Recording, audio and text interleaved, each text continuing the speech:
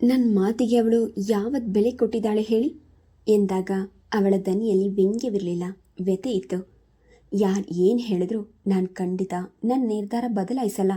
ನೀವೇನಾದರೂ ನನ್ನನ್ನು ಬಲವಂತ ಮಾಡಿ ಬೇರೆ ಮದುವೆ ಅರೇಂಜ್ ಮಾಡಿದರೆ ನಾನು ಆತ್ಮಹತ್ಯೆ ಮಾಡ್ಕೊಳ್ತೀನಿ.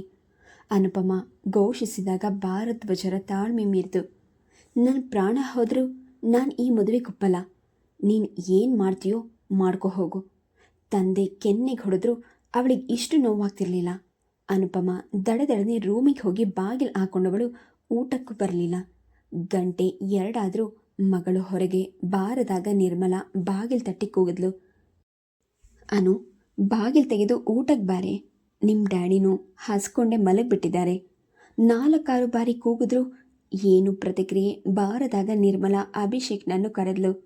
ಅಭಿ, ಕಿಟಕಿ ಹತ್ತಿ ಏನಾದರೂ ನೀನಾದರೂ ಅವಳನ್ನು ಕರಿಯಪ್ಪ. ತಂದೆ ಮಗಳು ಇಬ್ಬರು ಬೆಳಗ್ಗೆಯಿಂದ ಮುನ್ಸ್ಕೊಂಡು ಕೂತಿದ್ದಾರೆ. ನನಗಂತೂ ದಿಕ್ಕೇ ತೋಚ್ತಾ ಇಲ್ಲ. ಅಭಿಷೇಕ್ ಗೊಣಗುತ್ತಲೇ ಕಿಟಕಿ ಹತ್ತಿ ಬಗ್ಗಿ ನೋಡುತ್ತಾ ತಾಯಿಗೆ ಕೂಗಿ ಹೇಳ್ದ. ಮಮ್ಮಿ, ಅನು ಮಲಗಿದ್ದಾಳೆ. ಅವಳ ಪಕ್ಕ ಯಾವುದೋ ಬಾಟಲ್ ಇದೆ. ನಿರ್ಮಲಾಳಿಗೆ ಎದೆ ಬಡಿತ ನಿಂತಂತಾಯ್ತು. ನೋಡು, ಬಾಗಿಲು ತೆಗೆಯೋಕೆ ಏನಾದರೂ ಮಾಡು.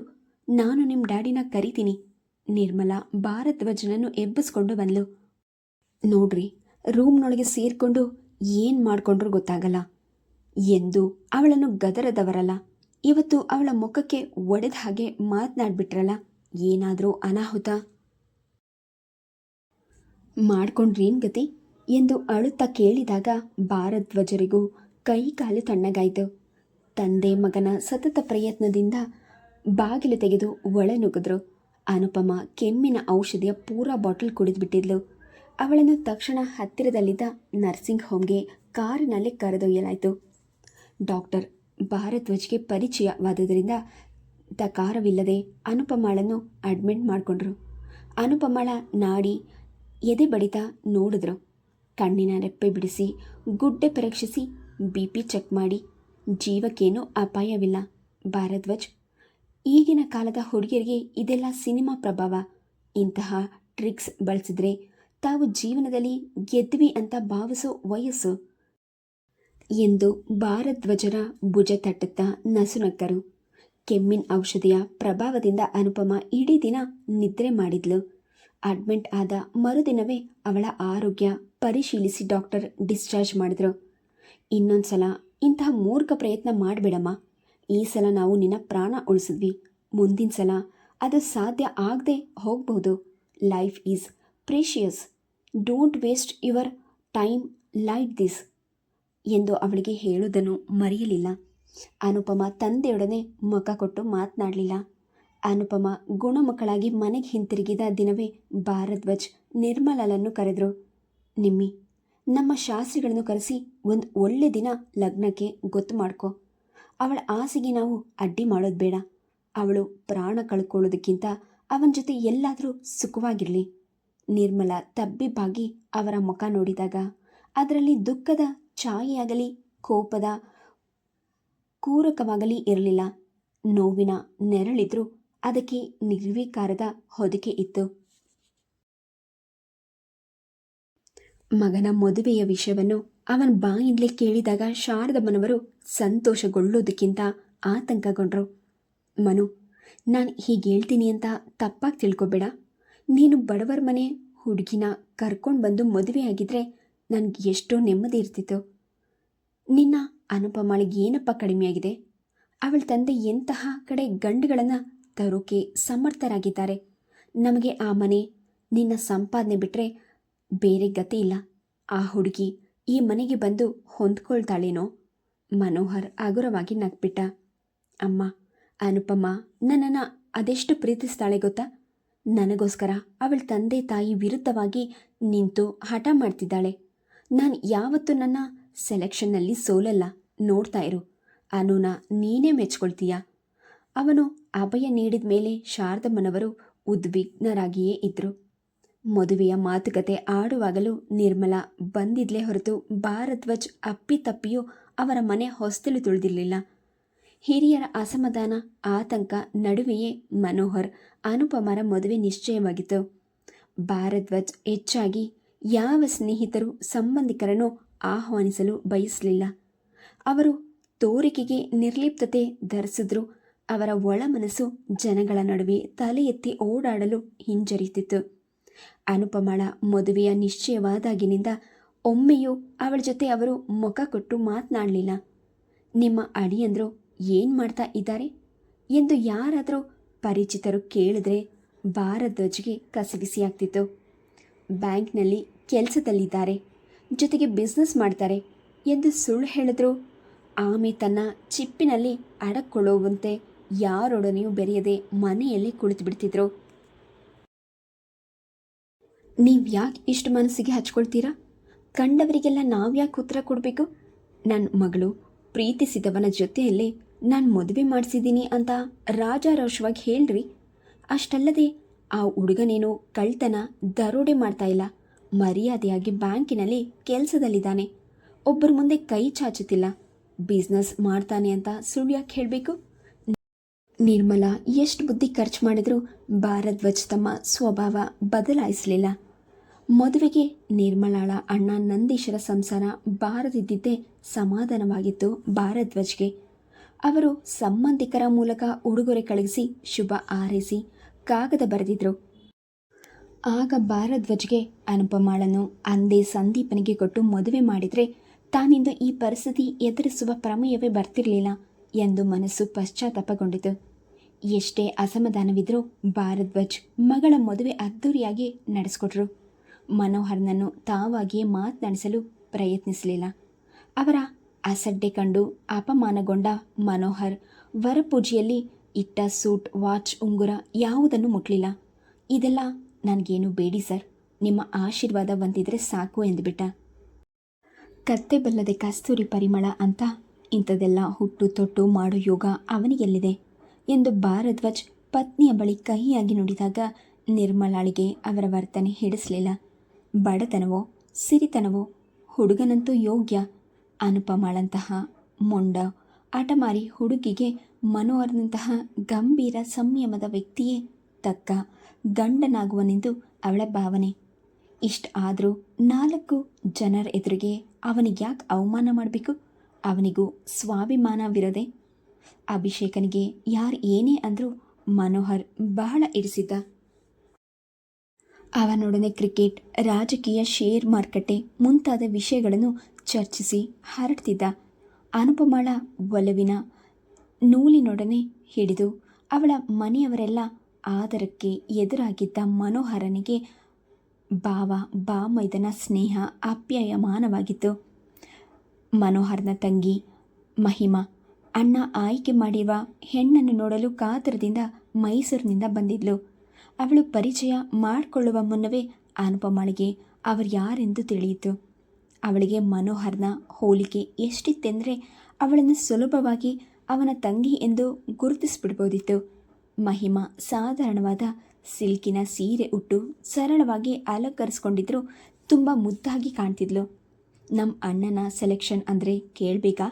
ನೀವು ತುಂಬ ಚೆನ್ನಾಗಿದ್ದೀರಿ ಅತ್ತಿಗೆ ಎಂದು ಮನಪೂರ್ವಕವಾಗಿ ಪ್ರಶಂಸೆ ಮಾಡಿದ್ಲು. ಮನೋಹರ್ ತಂಗಿಯನ್ನು ಎಷ್ಟು ಉಪಚರಿಸಿದ್ರೂ ಸಾಲದು. ಅವನ ಗಮನ ಸಂಪೂರ್ಣವಾಗಿ ತಂಗಿಯ ಗಂಡನ ಕಡೆಗೆ ಇದ್ದದ್ದನ್ನು ಕಂಡು ಅನುಪಮಾಳಿಗೆ ಕಸಿವಿಸಿಯಾದರೂ ನುಂಗ್ಕೊಂಡು ನಗುಮುಖ ಧರಿಸಿದ್ಲು. ನಿರ್ಮಲಾ ಯಾರ ಭಾವನೆಗಳನ್ನು ಲೆಕ್ಕಿಸದೆ ಬೀಗರನ್ನು ತುಂಬ ಉಪಚಾರ ಮಾಡ್ತಿದ್ಲು. ಶುಭ ಮುಹೂರ್ತದಲ್ಲಿ ಅನುಪಮ ಮನೋಹರ್ನ ಧರ್ಮಪತ್ನಿಯಾದ್ಲು. ಮನೋಹರ್ ಅವಳ ಕೊರಳಿಗೆ ಮಾಂಗಲ್ಯ ಬಿಗಿದಾಗ ಭಾರದ್ವಾಜ್ ಭಾವುಕರಾಗಿ ಕಣ್ಣೊರೆಸ್ಕೊಂಡ್ರು. ವಧುವರರು ಅವರ ಕಾಲಿಗೆರಗಿದಾಗ ಅವರಿಗೆ ಅರಿವಿಲ್ಲದೆ ಕೈಗಳು ಮಗಳ ತಲೆ ಸವರಿದವು. ತಂದೆಯ ಆಶೀರ್ವಾದದೊಡನೆ ಅನುಪಮಳ ಸಂಯಮದ ಕಟ್ಟೆ ಹೊಡೆಯಿತು. ಅವಳು ಅವರಿಗೆ ತೆಕ್ಕೆ ಬಿದ್ದು ಅತ್ತು ಬಿಟ್ಲು. ತಂದೆ ಮಗಳ ಬಾಂಧವ್ಯ ಕಂಡು ನೋಡುತ್ತಿದ್ದವರ ಹೃದಯ ತುಂಬಿ ಬಂತು. ಭಾರದ್ವಾಜ್ ಮೌನವಾಗಿ ಮಗಳ ಬೆನ್ನೆವರಿಸಿದ್ರು. ಅನುಪಮಾಳನ್ನು ಶಾರದಮ್ಮನವರು ಅಂದೇ ಮನೆ ತುಂಬಿಸ್ಕೊಂಡ್ರು. ಚಿಕ್ಕದಾಗಿದ್ದರೂ ಚೊಕ್ಕವಾಗಿದ್ದ ಅನುಪಮಳ ಪತಿಗೃಹವನ್ನು ನಿರ್ಮಲ ಮೆಚ್ಕೊಂಡ್ಲು. ಮನೋಹರ್ನ ರೂಮಿನ ಬಾಗಿಲು ಮುಚ್ಚಿತು. ಅದರ ಮುಂದೆ ಕಾವಲು ಕಾಯುತ್ತಿದ್ದ ಮಹಿಮಾ ರೇಗಿಸಿದ್ಲು. ಅಣ್ಣ, ರಾತ್ರಿ ಆಗೋವರೆಗೂ ನೀನು ಅತ್ತಿಗೆ ಈ ರೂಮಿಗೆ ಬರಬಾರ್ದು. ಅನುಪಮಳ ಮುಖ ರಂಗೇರಿತು. ಮನೋಹರ್ ಮುದ್ದಿನಿಂದ ತಂಗಿಯ ಕಿವಿ ಹಿಂಡಿದ. ಮಹಿಮಾಳ ಗಂಡ ಶಶಿಧರ್ ಮೈಸೂರಿನಲ್ಲಿ ಮಾನಸ ಗಂಗೋತ್ರಿಯಲ್ಲಿ ಲೆಕ್ಚರರ್ ಆಗಿದ್ದ. ಅವರ ಮಗ 2 ವರ್ಷದ ಸಾತ್ವಿಕ್ ಮಹಾತುಂಟ. ಅವನನ್ನು ಹಿಡಿಯುವಷ್ಟರಲ್ಲಿ ಮಹಿಮಾಗೆ ಸಾಕಾಗಿ ಹೋಗ್ತಿತ್ತು. ಶಶಿಧರ್ ಮಗುವನ್ನು ನೋಡಿಕೊಳ್ಳೋದ್ರಲ್ಲಿ ಹೆಂಡತಿಗೆ ತುಂಬ ನೆರವಾಗ್ತಿದ್ದ. ಮನೋಹರನಿಗಂತೂ ತಂಗಿ ಎಂದರೆ ಅಪಾರ ಪ್ರೀತಿ. ಅವರನ್ನು ರೇಗಿಸಿ ಗೋಳು ಹೊಯ್ಕೊಳ್ಳೋದಿದ್ರೆ ಅವನಿಗೆ ತಿಂದನ್ನ ಅರಗ್ತಿರಲಿಲ್ಲ. ಇಂತಹ ವಾತಾವರಣವೆಲ್ಲ ಅನುಪಮಾಳಿಗೆ ಹೊಸದು. ಮನೆಯವರೆಲ್ಲ ಅನ್ಯೋನ್ಯತೆ ಕಂಡಾಗ ಅವಳಿಗೆ ನೀರಿನಿಂದ ತೆಗೆದ ಮೀನಿನ ಅನುಭವವಾಯಿತು. ಅವರೆಲ್ಲರ ಆತ್ಮೀಯತೆ ನಿರ್ಮಳಳಿಗೆ ಸಂತೋಷವಾಯಿತು. ಅನುಪಮ ದುಡುಕಿದ್ರೂ ತಪ್ಪು ಮಾಡಿಲ್ಲ, ಸರಿಯಾದ ಹೆಜ್ಜೆ ಇಟ್ಟಿದ್ದಾಳೆ ಎಂದ್ಕೊಂಡ್ಳು. ಮಗಳನ್ನು ಅತ್ತೆ ಮನೆಗೆ ಬಿಡಲು ಭಾರದ್ವಾಜ್ ಬಂದಿರಲಿಲ್ಲ. ಪ್ರತಿಯೊಂದು ಹಂತದಲ್ಲೂ ತಮ್ಮ ಮನೆಯವರನ್ನು ತಾತ್ಸಾರ ಮಾಡ್ತಿದ್ದ ಮಾವನ ವರ್ತನೆ ಕಂಡು ಮನೋಹರನಿಗೆ ರೋಸ್ ಹೋಗಿತ್ತು. ಅವನು ಅವರನ್ನು ಬಲವಂತ ಮಾಡದೆ ಸುಮ್ಮನಾದ. ತಾಯಿಯನ್ನು ಬೀಳ್ಕೊಡುವಾಗ ಅನುಪಮ ಮೊದಲ ಬಾರಿಗೆ ತಾಯಿಯ ಬಳಿ ಅಳಲು ತೋಳ್ಕೊಂಡ್ಳು. ಮಮ್ಮಿ, ಇಷ್ಟೊಂದು ಜನಗಳ ಜೊತೆ ನಾನು ಹೇಗೆ ಹೊಂದ್ಕೊಂಡಿರಲಿ? ನಿರ್ಮಲಾಳಿಗೆ ನಗಬೇಕೋ ಅಳಬೇಕೋ ತಿಳಿಯಲಿಲ್ಲ. ಇದೇನು ಹೇಳ್ತಿದ್ಯಾ ಅನು? ನೀನು ನಿನ್ನ ಅದೃಷ್ಟಕ್ಕೆ ಒಳ್ಳೆ ಮನೆ ಸೇರಿದ್ಯಾ. ನೀನು ಪ್ರೀತಿಸಿ ಮದುವೆ ಆಗಿರೋದು ಹೆಚ್ಚಲ್ಲ. ನೀನು ಈಗ ಅವರ ಎಲ್ಲರ ಜೊತೆ ಹೊಂದ್ಕೊಂಡು ಬಾಳಬೇಕು. ಅಲ್ಲೇ ಇರೋದು ನಿನ್ನ ಜೀವನ.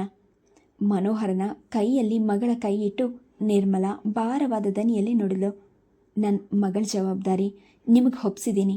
ಮನೆಯಲ್ಲಿ ತುಂಬ ಮುದ್ದಿನಿಂದ ಬೆಳೆದು ಬಿಟ್ಟಿದ್ದಾಳೆ. ಅವಳೇನು ತಪ್ಪು ಮಾಡಿದ್ರು ನೀವೇ ತಿದ್ದಬೇಕು. ನೀವು ಏನೂ ಯೋಚನೆ ಮಾಡಬೇಡಿ. ಅನುಪಮಾನ ನನ್ನ ಪ್ರಾಣದ ಹಾಗೆ ಕಾಪಾಡ್ತೀನಿ. ಮನೋಹರ್ ನಗುತ್ತಾ ಹೇಳಿದಾಗ ಅನುಪಮ ಕೊಂಚ ಅಸಹನೆಯಿಂದ ತಾಯಿಯತ್ತ ನೋಡಿದ್ಲು. ಈ ಅಮ್ಮನಿಗೆ ಏನು ಮಾಡಬೇಕೆಂದು ಗೊತ್ತಾಗೋದಿಲ್ಲ. ನನ್ನ ಪರವಾಗಿ ಮಾತನಾಡುವಲು ಡ್ಯಾಡಿಯೇ ಸರಿ ಎಂದ್ಕೊಂಡ್ಳು. ತಾಯಿ ಹೊರಟಾಗ ಮಾತ್ರ ಅನುವಿಗೆ ದುಃಖ ಉಕ್ಕಿ ಬಂತು. ಅವಳು ಬಿಕ್ಕಿ ಬಿಕ್ಕಿ ಅತ್ತಾಗ ಮಹಿಮಾ ಅಣ್ಣನತ್ತ ನೋಡಿದ್ಲು. ಅಣ್ಣ, ನೀನು ಅವರನ್ನು ಸಮಾಧಾನ ಮಾಡು. ನಾನು ಇವರ ಅಮ್ಮ ಇಲ್ಲೇ ಮಾರ್ಕೆಟ್ಗೆ ಹೋಗಿ ಬರ್ತೀವಿ. ಅವರ ಎಲ್ಲ ಹೋದ ಮೇಲೆ ಮನೋಹರ್ ಅನುಪಮಾಳನ್ನು ತನ್ನ ಬಾಹುಗಳಲ್ಲಿ ಬಂಧಿಸಿ ಅವಳ ದುಃಖವನ್ನೆಲ್ಲ ಹೀರುವಂತೆ ಅವಳ ಮುಖಕ್ಕೆ ಮುತ್ತಿನ ಮಳೆಗೆರೆದ. ಅನು, ಮೈ ಹನಿ, ನಾನಿರುವಾಗ ನೀನು ಇಷ್ಟು ಕಣ್ಣೀರು ಹಾಕೋದ? ಇವತ್ತು ನಾವಿಬ್ಬರು ಸಂತೋಷವಾಗಿ ಕಳೀಬೇಕಾದ ದಿನ. ನೀನು ಅಳ್ತಿದೆಯಲ್ಲ ಸ್ವೀಟಾರ್ಟ್. ಅವನ ಅಪ್ಪಿಗೆ ಬಿಸಿ ಉಸಿರಿನಲ್ಲಿ ಅನುಪಮ ತನ್ನ ಬೇಸರ ಅಳು ಮರೆತಳು. ರಾತ್ರಿ ಅನುಪಮ ಹಾಲಿನ ಲೋಟ ಹಿಡಿದು ಕೋಣೆಗೆ ಬಂದಾಗ ಅವನು ಮೋಹಕವಾಗಿ ನಕ್ಕು ಅವಳನ್ನು ಬಳಸಿದಾಗಲಂತೂ ಅವಳ ಪ್ರಪಂಚವನ್ನೇ ಮರೆತಳು. ಮನೋಹರನಿಗೆ ಬೆಳಗ್ಗೆ ಮಾಮೂಲಿನಂತೆ 5:15 ಎಚ್ಚರವಾಯಿತು. ಅನುಪಮ ಕತ್ತಿನವರೆಗೂ ಹೊದಕೆ ಹೊತ್ತು ಮಲಗಿದ್ಲು. ಅವಳ ಮುಖದಲ್ಲಿ ಮಗುವಿನ ಮುಗ್ಧತೆ ಇತ್ತು. ಅವನು ಸಾಮಾನ್ಯವಾಗಿ ಬೆಳಗ್ಗೆ ಬೇಗ ಹೇಳ್ತಿದ್ರು. ಅಂದು ಮಾತ್ರ ಹೆಂಡತಿಯ ಸಾನ್ನಿಧ್ಯ ಬಿಟ್ಟು ಹೇಳುವ ಮನಸ್ಸಾಗಲಿಲ್ಲ. ಆದರೆ ನಿದ್ದೆ ಬಾರದೆ ಹಾಸಿಗೆಯಲ್ಲಿ ಮಲಗಿರಲು ಮುಜುಗರವಾಯಿತು. ಅನುವಿಗೆ ಎಚ್ಚರವಾಗದಂತೆ ಅವಳಿಂದ ಬಿಡಿಸಿಕೊಂಡು ಅವಳ ಮುಖವನ್ನು ಪ್ರೀತಿಯಿಂದ ನೆವರಿಸಿದ. ಶಾರದಮ್ಮ, ಮಹಿಮಾ ಎದ್ದು ಕಾಫಿಗೆ ನೀರಿಟ್ಟಿದ್ರು. ಶಶಿಧರ್ ಪೇಪರ್ ಓದುತ್ತಾ ಕುಳಿತಿದ್ದ. ಮನೋಹರ್ ಮೆಲ್ಲನೆ ತಾಯಿಯ ಬಳಿ ಪೀಠಿಕೆ ಹಾಕಿದ. ಅಮ್ಮ, ಅನುಪಮ ಈ ಮನೆಗಿನ್ನೂ ಹೊಸಬ್ಳು. ಅವಳು ಇಲ್ಲಿ ಅಡ್ಜಸ್ಟ್ ಆಗೋಕ್ಕೆ ಸ್ವಲ್ಪ ಟೈಮ್ ಬೇಕು. ನಿನಗೆ ತೊಂದರೆ ಅನಿಸಿದ್ರೆ ಪ್ಲೀಸ್ ನನಗೋಸ್ಕರ ಸಹಿಸ್ಕೊಳ್ತೀಯಾ? ಮಗನ ಕಡೆ ಅಕ್ಕರೆಯಿಂದ ನೋಡಿದ ಶಾರದಮ್ಮ ನಕ್ಕರು. ಮನು, ನೀನು ನನ್ನ ಮಗನಾದರೆ ಅನುಪಮ ನನ್ನ ಸೊಸೆ ಕಣೋ. ಅವಳಿಂದ ನನಗೇನು ತೊಂದರೆ? ಅವಳು ಈ ದಿನವೇ ನನ್ನ ಜೊತೆ ಎದ್ದು ಕೆಲಸ ಮಾಡು ಅಂತ ಹೇಳೋ ಕಟ್ಕೊಳ್ಳೇನೋ ನಾನು? ಮನೋಹರ್, ನಿನಗೆ ಗೊತ್ತಿಲ್ಲ, ನಮ್ಮ ಮನೆಗೆ ಬಂದಾಗ ಮಹಿಮಾ ಎಷ್ಟು ಗಂಟೆಗೆ ಎದ್ದಿದ್ಲು ಗೊತ್ತಾ? ಅವಳು ಹಾಸಿಗೆ ಬಿಟ್ಟು ಬರೋ ಟೈಮ್ಗೆ ನಾನು ಅಡುಗೆ ಮಾಡಿ ಅವಳಿಗೋಸ್ಕರ ಊಟಕ್ಕೆ ಕಾಯ್ತಾ ಇದ್ದೆ. ಶಶಿಧರ್ ಹೆಂಡತಿಯನ್ನು ರೇಗಿಸಿದಾಗ ಮಹಿಮಾ ಮುನಿಸ್ಕೊಂಡ್ಳು. ನೋಡಮ್ಮ, ನಾನು ಯಾವತ್ತಾದರೂ ಸೂರ್ಯ ಹುಟ್ಟಿದ ಮೇಲೆ ಎದ್ದಿದ್ದೀನ? ಇಲ್ಲ ಕಣೆ. ಸೂರ್ಯ ಮುಳುಗುವಾಗ ಹೇಳ್ತೀಯ ಅಂತ ಶಶಿ ನಯವಾಗಿ ಹೇಳ್ತಿದ್ದಾನೆ ಅಷ್ಟೇ. ಮನೋಹರ್ ಕೀಟಲೆ ಮಾಡಿದಾಗ ಶಾರದಮ್ಮ ಇಬ್ಬರನ್ನು ತಡೆದರು. ಮನೆಗೆ ಸೊಸೆ ಬಂದ ಮೇಲೂ ನಿಮ್ಮ ಇಬ್ಬರ ಜಗಳವೇನು? ಏನೇ ಮಹಿಮಾ, ಒಂದು ಮಗುವಿನ ತಾಯಿಯಾದರೂ ನಿನಗೆ ಬುದ್ಧಿ ಬರಲಿಲ್ವೇ? ಭವಿಷ್ಯ ಇನ್ನು 2 ಆದಮೇಲೆ ಬರ್ಬೋದು. ಮನೋಹರ್ ನಕ್ಕಾಗ ಮಹಿಮಾ ಶಶಿಧರನ ಕೈಯಲ್ಲಿದ್ದ ಪೇಪರ್ ಕಿತ್ಕೊಂಡು ಅಣ್ಣನ ತಲೆಗೊಂದು ಏಟು ಕೊಟ್ಲು. ಅನುಪಮ ಹೇಳುವ ಹೊತ್ತಿಗೆ ಎಲ್ಲರೂ ಸ್ನಾನ ಮಾಡಿ ತಿಂಡಿ ಮುಗಿಸಿದ್ರು. ಶಾರದಮ್ಮನವರು ಮಾತ್ರ ತಿಂಡಿ ತಿನ್ನದೆ ಕಾದಿದ್ರು. ಅಂದೇ ಊರಿಗೆ ಹೊರಡುತ್ತಿದ್ದರಿಂದ ಮಹಿಮಾ ಗಂಡನೊಡನೆ ರೂಮಿನಲ್ಲಿ ಪ್ಯಾಕ್ ಮಾಡ್ತಿದ್ಲು. ಮನೋಹರ್ ಆರಾಮವಾಗಿ ಕಾಲ್ ಚಾಚಿ ಕುಳಿತು ಪೇಪರ್ ಓದುತ್ತಿದ್ದನ್ನು ಕಂಡು ಅನುಪಮಾಳಿಗೆ ಸಿಟ್ಟು ಬಂತು. Please subscribe the channel, like and share. Thank you.